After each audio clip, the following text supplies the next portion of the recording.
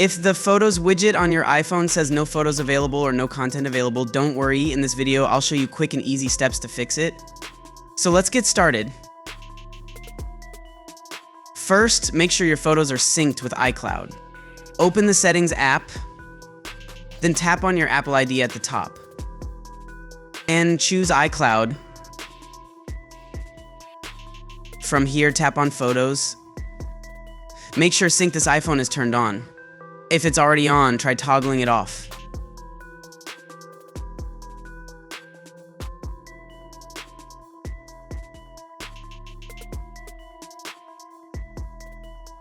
And then on again.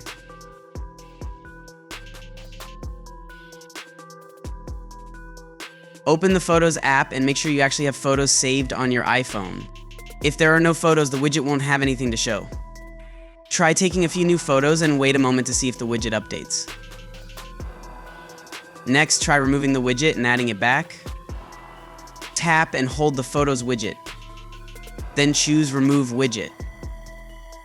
Confirm the action. Now tap and hold an empty area on your home screen. Then tap on the edit at the top left. Choose Add Widget from the options appeared. And then search for photos.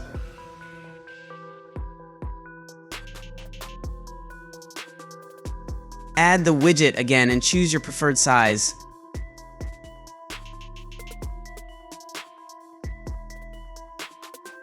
If none of the previous steps worked, try restarting your iPhone. This can refresh the widget and fix minor glitches.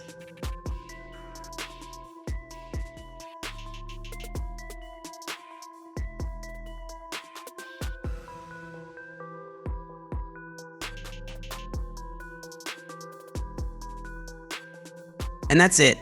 With these quick steps, your Photos widget should now be displaying your images normally again.